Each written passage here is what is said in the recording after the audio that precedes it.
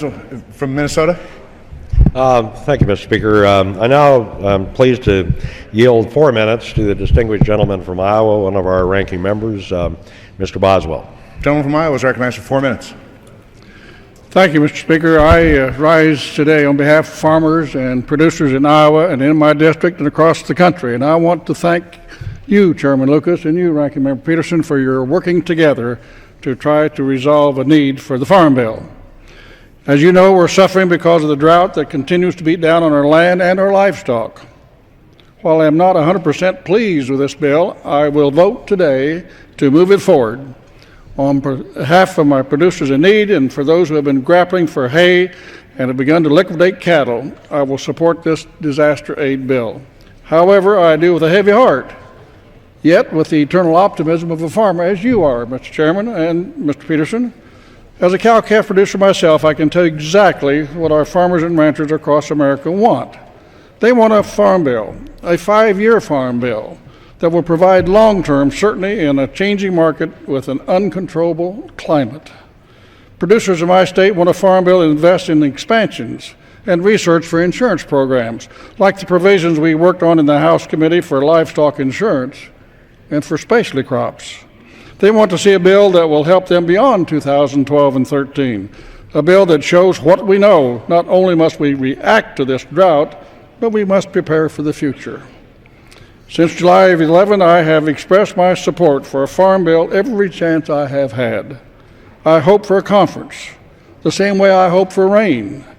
However, the Republican leadership has taken every chance they get to block debate on a 5-year farm bill. It is clear this is not a perfect bill, but this happens to be imperfect times, and I believe we must respond to the drought that is impacting more than half of our nation, as was depicted by the chairman a few moments ago. I have reservations regarding the cuts to conservation, particularly since conservation programs have been one option to help feed the cattle under our current drought. Furthermore, if we could bring the Farm Bill to the floor, we could respond to drought issue, we could debate issues that are critical to all Americans, and we could advance a bill that saves tens of billions of dollars. It is imperative that we pass a comprehensive long-term farm bill. Farmers and ranchers always face decisions that carry very serious financial ramifications, such as planting a crop, buying land, upgrading machinery, building a herd. And we know that if we don't have a farm bill, that there's going to be a lot of ramifications on those out there that depend on the agriculture economy for a lot more than producing cattle or corn and beans or wheat or whatever. The machinery is a big part of it.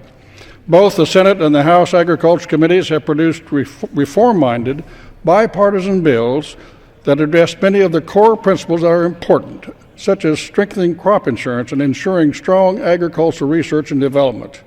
We have heard time and again in this House how uncertainty in the marketplace hinders job creation and economic growth. Not passing a long-term farm bill is bringing uncertainty to family farmers across Iowa, across the nation, and this uncertainty must end. We must pass a 5-year farm bill as soon as possible. Therefore, I remain hopeful, my eternal optimism, as I stated, that after providing relief to our producers impacted by this drought, that when we return from the August work period, that Speaker Boehner will welcome us back with a farm bill on the floor. I yield back. I support this resolution.